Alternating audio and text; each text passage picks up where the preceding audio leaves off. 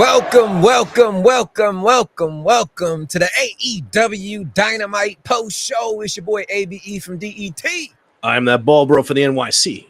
Another AEW Dynamite is in the book. This show I'd like to just describe as a storyteller. They're building, nothing crazy happened, nothing dramatic, maybe a couple things, but there was storytelling here. You know what I mean? You can't have home runs every week. No, man, you're absolutely right, man. Listen, doubles and singles get the job done too, man. A little sacrifice bunt here and there, man. You move the runners along to the next base. You set it up for the next guy coming up. That's what we're doing right here. We're setting things up for future weeks of programming to go to right here. And what an ending! And man, what we got to look forward to next week? Woo, baby, I can't wait. Free rematch. Free pay-per-view rematch. Fucking rematch. You kidding me, man? Fucking TK out here just spoiling us like it's Christmas every Wednesday, man. It's fucking insane. Right. Well, let's get into this Dynamite. Starts off, Hangman Paige defeats Wheeler Uda. The champ looked damn good, but Wheeler Uda did also. But at the end, he went to get retribution for Colt Cabana getting hung, and he tossed Uda over the rope, or thought about it, and no one came to save. And he let Uda know that could have been you, but I spared your life. I don't know, showing mercy, a merciful champion, so to say. But Wheeler Uda did not have backup, man. How you feel about this? I love what Hangman did. It would have been easy for him to toss Wheeler over the top rope and hang him like they did to Colt Cabana this past Saturday, but he showed Wheeler something much more important than that. He said, look around you right now. They ain't coming for you. They're not coming out here to help you. You are literally just their lapdog. You are just their servant. You are just a pawn in their greater chessboard, man. They don't see you as an equal. That's all you are. You are just a sacrificial lamb out there. And the wolf that took you out right there was Hangman Adam Page. And this match did exactly what it needed to be. This did not need to be a competitive match. Like, this is Hangman. He's on a whole different level right now. He needed to dispatch Wheeler Uda quick, fast, in a hurry. That's exactly what it did. I think the match went about 5 minutes or so. Buckshot lariat, 1, 2, 3. And like I said, I think it's more of the mind game. He planted that seed within Wheeler Uda's head. He's probably thinking to himself, like, damn, man, they ain't got my best interest in me. Like, is that true? It's something to think about in the next coming weeks. It's funny how the Death Riders used to play the mind games. Oh, how the tables are turning here. You know what I mean? Mm-hmm. Here we go. Tag team tournament announced by TK. It was like a month ago. I said something about, the tag team division is a little stale. Well, here we go. FTR Jet Speed put on a hell of a match in the quarterfinals, and FTR, the veterans, get the win. And afterwards, Adam Copeland makes his return, and he comes for retribution, but instead of getting in the ring himself since he hurt, he made a little phone call and paid some guys who specialize in hurting people. The Hurt Syndicate come down, wreck FTR. This may lead up to FTR versus Hurt Syndicate in the finals. They might be planting the seed there as well, but Hurt Syndicate hired men on Dynamite. Your thoughts on this one? I mean, first off, great tag team match between FTR and Jet Speed. I mean, FTR, just another example why I think they might be the best tag team in the world right now. I mean, like, they could work whatever team, whatever style that you put in front of them, whether it's brawlers, technical guys, or high flyers like Bailey and Kevin Knight were. These guys just have great chemistry with whoever you put them across the ring. And, listen, even though in a losing effort, I mean, Jet Speed just continue to get better every week. I mean, like, they're going to be such an integral part of not just the tag team division, but the singles division, whether it's mid-card champ or main event status in the future. When their times come, they'll be ready. I mean, like I said, Bailey and Knight just continue to impress and continue to get better every week. But, FTR being the crafty veterans, just right place, right time. And the right place was by the ropes, and the right timing was Stokely with the crutch right there. Dax grabbing the crutch, like getting the 1, 2, 3 pin. But like you said, Copeland, he can't touch FTR due to little clause. They talked to Tony Khan and Madge about that. He will be fired if he lays hands on FTR. So use his brain. He talked to a couple of gentlemen in the back who are in the business of hurting people. And like you said, Bobby Lashley and Shelton Benjamin, just laying waste to FTR. And like you said, probably future tag team title feud down the line, maybe at the conclusion of the tournament. We shall see. But, as we will see later in the show, this led, unfolding, putting into place different puzzle pieces, like just interlocking feuds, like one on top of another on top of another. Everything is layered, everything is cohesion, one thing leading to the next thing. And like I said, it's just a lot of storytelling, heavy based episode tonight as we see going forward. Shout out Abel Hendricks 2 over on TikTok. He says, I don't know why, but I was a little disappointed in the show again today. I don't know about last week. Last week was good, but this week I could see your point, how it was a little bit of a drop off. But last week was damn good, man. I enjoyed last week. Yeah. Shout out Chris Justice saying Mox in the chat. See, it's actual John Moxley fans out there, man. Everybody just want to talk about Seth and Roman. They are not the only two in that faction. You know what I mean? Moxley has been doing the damn thing, man. Hey, listen, like individually, like those three, Seth, Mox, and Roman, they've all achieved like, amazing individual success, like ever since splitting up from the Shield almost a decade ago. Each one has like has taken their own path, like to success, like to heights that that a lot of us never thought that they would achieve. I mean, Mox is just on a different level. He left the bubble back in 2019. He took a chance on himself. He could have stayed at the other place and just, had his regular spot and he would have been just fine. But you know what? He took a risk on himself. He saw more in himself. He could be bigger than what he was over there. And I think it paid off for him. He has built up a legendary resume, like outside of WWE and New Japan and AEW right now. Mox is a legend. Mox has a Hall of Fame resume right there, and he's nowhere near done. He's just going to continue to build on it going forward. Definitely. Next up, how you feel about Nick Wayne running the crew backstage? Him, Mom. How do you feel? How do you feel this is heading? Are you believing it? Man, listen, it's like when you see Nick Wayne, whether it's in the ring or talking like in segments like this, you got to remind yourself, this kid's only 20 years old. He is ahead of his time. And that's just a credit to like working with the likes of a Christian Cage over the past couple of years. You could see like, for better or worse, like, it did come to bite Christian in the ass, like at All In, but for better or worse, like Nick Wayne, he was a sponge when it came to being around Christian Cage. You could see like just the attitude, just the cockiness, just the confidence that he has in himself. Like he's so sure of himself, and it looks like he's focused, looks like he's ready to take the next step with his mom in his corner and Kip Sabian by his side. Like the sky's the limit for this kid. And like I said, you look at who they put around him the past couple years, whether it's been Swerve, AR Fox, Darby, Christian Cage, and Copeland. I mean, they have full faith. They're 100% behind this kid, and like I said, the sky is the limit for Nick Wayne in the future. It's a very bright future in AEW.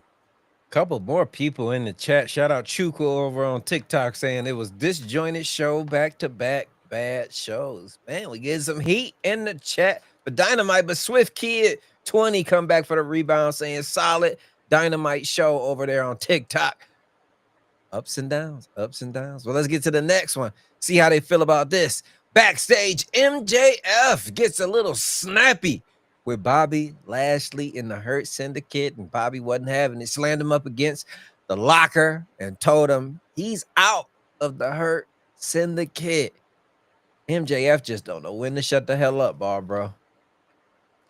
Yeah, I mean, yeah, that's right. It's MJF. He lets his mouth just run on. He doesn't know when to stop at times. But I'm gonna be honest with you, it came a little out of nowhere though. Like this little it just sped up to that they reached this point already where they're already sick of MJF. You know what? But maybe that's by design. Like I highly doubt that MJF is just gonna take this and like just run with it. Like and no, I think he has something up his sleeve that maybe none of us are paying attention to. So it's going to be worth, I think, paying attention to over the next couple of weeks. But, for right now, for what it is, for what I saw on my TV tonight, I wasn't a big fan of this segment. I think it's a little rushed that we're already moving towards the separation between MJF and the Hurt Syndicate. I think there's so much more on the table that we could do with this grouping right here. But like I said, right now, I'm not a big fan of it, but let's see over the next couple weeks. What they where they plan for everyone involved going forward.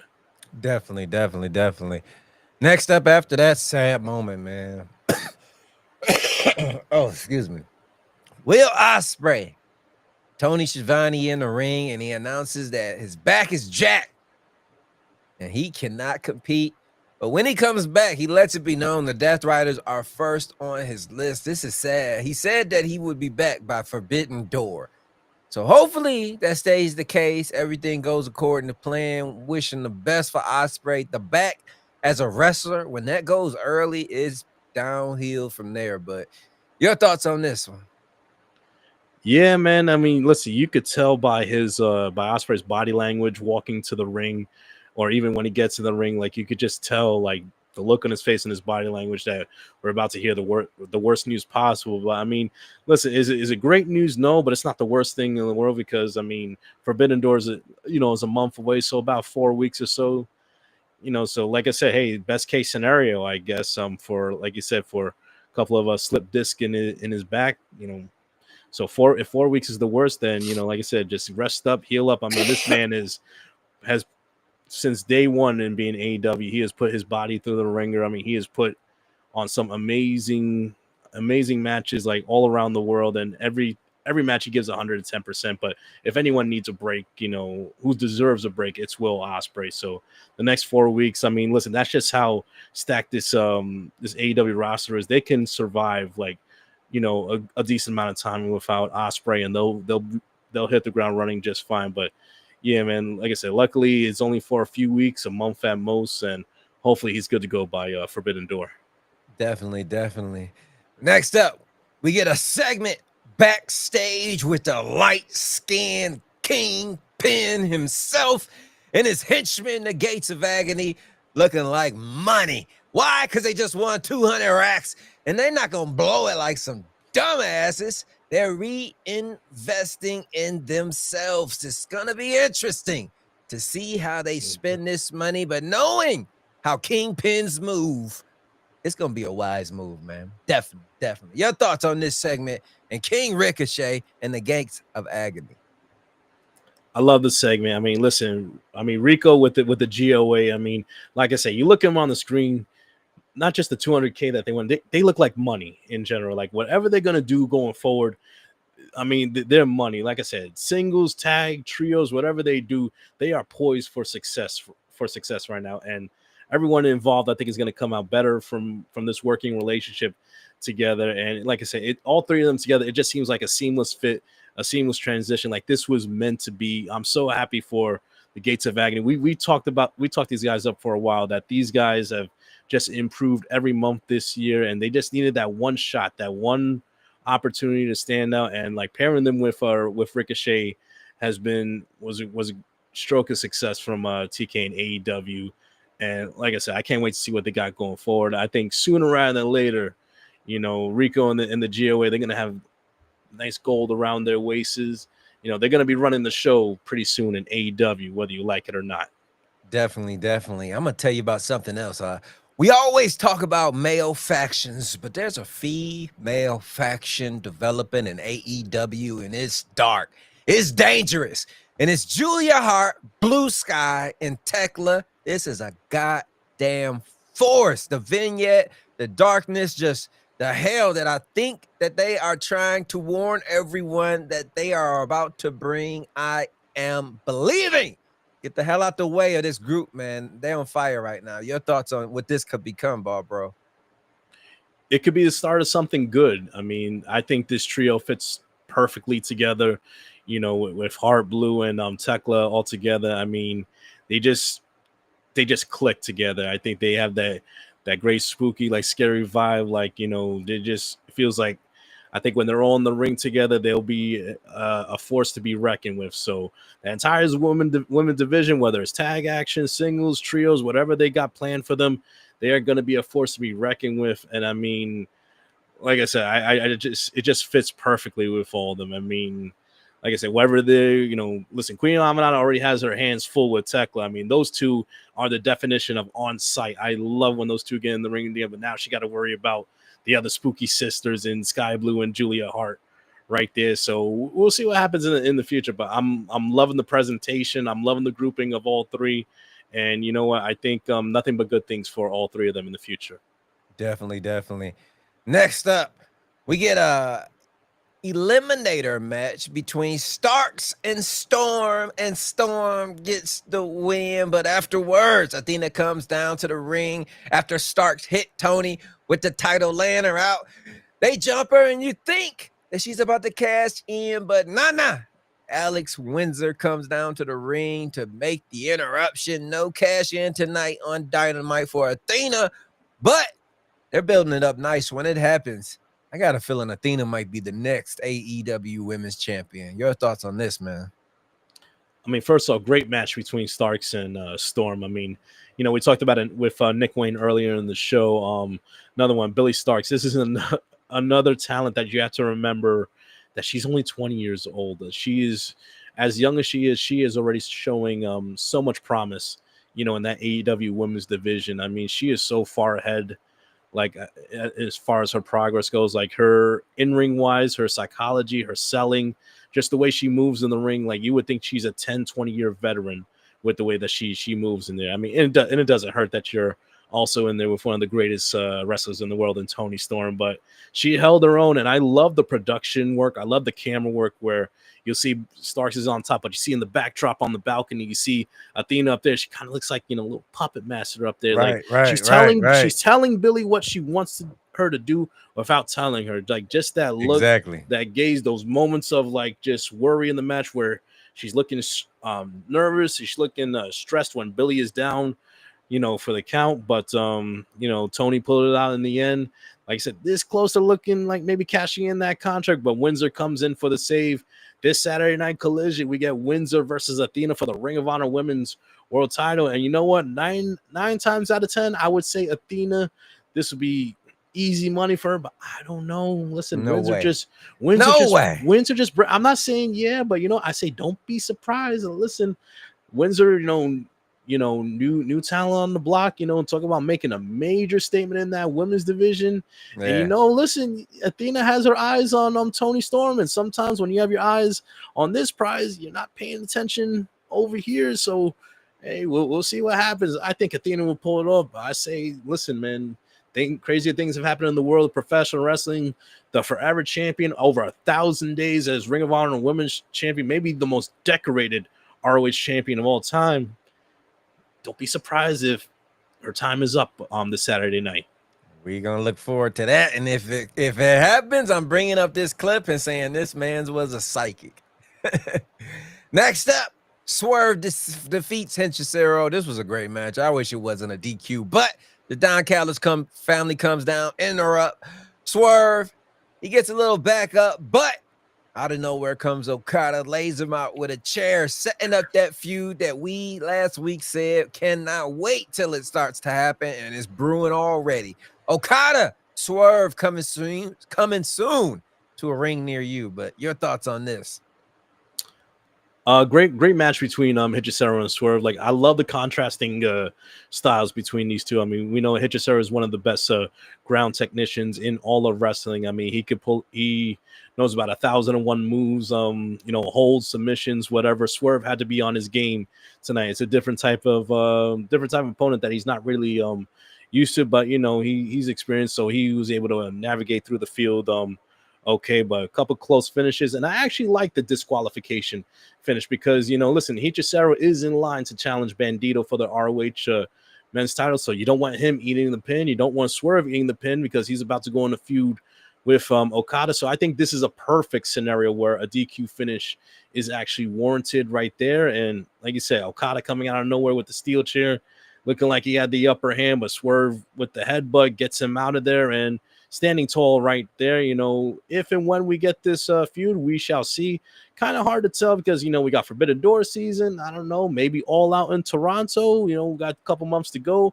We shall see. But like I said, this is one of those rare occasions where I'm actually fine with the DQ finish because nobody eats the pin because both guys are in line for title opportunities in the very near future. So you don't want either guy eating the pin right now. But can we talk about Don Callis's introduction of Hisero? Like, this guy, I mean, listen, if you all, I don't care, like if any wrestler out there should want a manager like Don Callis, because who talks up their talent, who bigs up their talent more in a more impressive way than Don Callis does. Right. I mean, it's just fucking amazing. He's the manager of the year, in my opinion. This guy's the number one heat magnet in all of wrestling. Like, the moment he talks, or the moment he's on your screen, that the crowd just floods the stadium or the arenas with boos. I mean, he's just vile. He's detestable. He has no likable features whatsoever, and that's what I like from my heel managers. I don't want anything to relate to them. That's what you see with Paul Heyman a little bit, But Don Callis, he doesn't give you a reason to like him, to cheer for him. That's not his game. He knows his role. Like, I'm the bad guy. I'm the asshole. Like, I'm the heat magnet for me and all of my talents. Like, bring it all on me. And then he lets his talent shine. And the Don Callis family is just a well-oiled machine right now, the number one faction in all of wrestling, in my opinion. They definitely are a well-oiled machine. No gripes here about that. But next up, MJF, Mark Briscoe. This feud is the feud that never ends. I mean, they continue it going, and somehow they continue to keep it hot. MJF with the low-hanging fruit tells Mark Briscoe, you will never have the respect like your brother Jay has. It causes him to, in a rage, chase MJF off, which leads to his match. But before we get to his match, let's just talk about MJF real quick. MJF, man, this son of a bitch. Your thoughts on this promo? I love the promo back and forth between Briscoe and MJF. And if you rather than paying attention like word to word what they're saying to like each other back and forth, just look at where the substance and the character involved in Mark Briscoe. And I have a feeling they are setting up Mark Briscoe for a major moment in AEW, like a major accomplishment, because like I said, this has been going on for a while now between him and MJF. MJF, like you said, with the low hanging fruit, invoking Briscoe's brother Jay, for countless weeks now, even before the lead up to All In. This, I think, is leading up to just a big breakthrough moment in the career of Mark Briscoe. In what ways that is, I'm not 100% sure.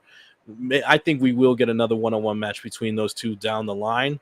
And you know what? I think when that time comes, there will be bigger stakes on the line than just a regular one-on-one match. But, like Briscoe, I think, did what any one of us would do if he invoked the name of our beloved ones who aren't here anymore. So right. I don't blame him for acting when he is. But like I said, I think they are laying down the groundwork. They are drawing up the blueprints right now for a major breakthrough moment for Mark Briscoe in AEW. Yeah, I can see that definitely as well. Definitely. But in the main event, Mark actually defeats Casanoli, gets the pin, but afterwards, they weren't about to let that fly. Death Riders come out, and this leads to kind of what we were talking about earlier with Hangman Paige. He comes down, and it's setting up next week. Moxley, Hangman for the title rematch, free on television. Your thoughts on the ending of Dynamite?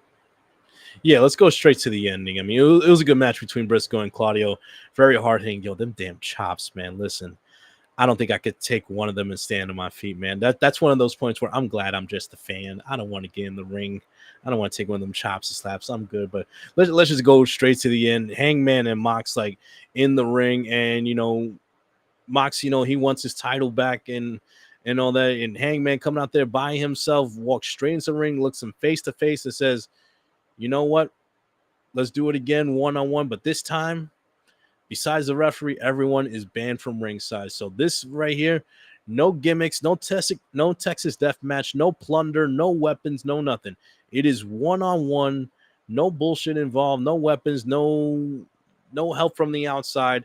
The better man will win. There will be no second guessing like, oh, this guy interfered. No. We're gonna settle it in the ring. A definite winner. Yeah, a definite winner, one-on-one with no questions asked about it. And I can't wait. Like I said before we came on, like TK just be spoiling us. Like every Wednesday feels like Christmas in a sense. Like this is a 1v1 rematch from the biggest show of the year on free television now.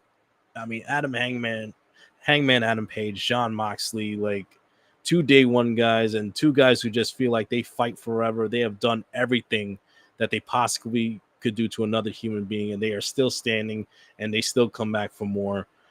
You know what? I don't care, man. Give it to me 100 more times, and I'll be satisfied. But this feels like it could be potentially a definitive end to the Death Riders. We shall see. How it goes after the match, we shall see. But man, when that bell rings, I will be seated, and I cannot wait to see what unfolds.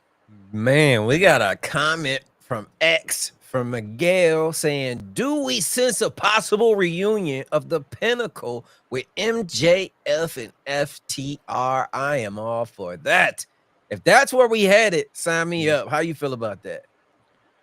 I'm not 100% sure that it will be MJF with FTR on the Pinnacle, but I would not be surprised if, MJF maybe looks back at his past, in his previous team ups, previous acquaintances, from a previous promotion called MLW that he used to work for.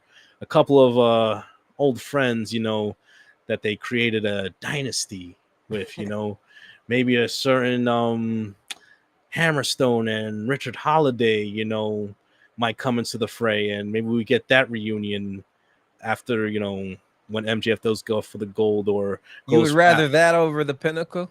I feel like we've seen that in AEW, man. I feel like sometimes it's time to turn the page and maybe hit the fans with something they don't see coming. But I think I would rather, maybe reform the dynasty in AEW. MJF, Richard Holiday, Alex Hammerstone. Ooh, that would be so fucking great, man. We shall see that. We shall see. We shall see. Next week, Moxley, Hangman title match, man. Cannot wait, man. That should be a damn good one. On a scale of 1 to 10, what you giving Dynamite tonight? Like I said, it was a good show tonight. Nothing great, little. I think it was more storyline driven tonight. The in-ring action was okay. Not the I think the normal standard, which would be great and amazing, but hey, that's okay. Like I said, it was more storyline driven tonight. I'm gonna give it. This might be my lowest score I give for a Dynamite. Not saying it was bad or anything, but I'm gonna give it a 7.8 in my opinion. Like I said, it was more storyline driven tonight. It's setting up, the future weeks of television programming. But yeah, I'm gonna go 7.8 tonight. 7.8. I was a little higher. I said 8.1. It was wasn't the best, but it did what it was supposed to do, and it had certain moments that I really enjoyed. So sometimes the whole entire show can be bad, but if you can hit a home run in 1 or 2 segments, you can make up for it. And this kind of what that show felt like to me. Or you know what? Listen, I hate to bring this up, or it could be like Slammiversary, where the majority of the show is good, and then the main event lays a fucking dud. Oh man, that's a story for another day. A story for another day. And I got thoughts. Oh man, that was a difficult thing to watch through, man. That was my first TNA I ever just really sat through. It was rough. Yeah, it was rough, man. That ending, like, what the hell? Santana in New York. How do you miss that moment? I know it's a story for another day. I'll just keep this very brief, and then we'll call it a show. Like, respectively, TNA does not have, how do you say, the 5 to 6 decade long history and track record of, okay, we didn't give you what you want now, but stick with us. Enjoy the ride. We will get you there, and you will be satisfied at the end. And even in AEW recent history, go back to Dynasty when Swerve didn't win. Yeah, a lot of people are upset, but you know what? People stuck with the story, and we got the ultimate payoff at All In a couple of weeks ago. And unfortunately, with TNA's recent history, the past few years, just decision from top to bottom to management to talent, it's hard after that decision main event, to grasp on, like, yeah, you have my full trust and I'm going to ride along with you. You don't have that, I'm sorry, with TNA, at least in my opinion. It's just, and like I said, you can, the ultimate plan could be like you build up Santana for Bound for Glory. That's 3 months away. That's not going to be in his hometown. It's going to be a smaller arena. It's not going to be that big of a crowd or atmosphere. And in 3 months, like, he's not going to be as hot in the 3 months than he was this past Saturday night.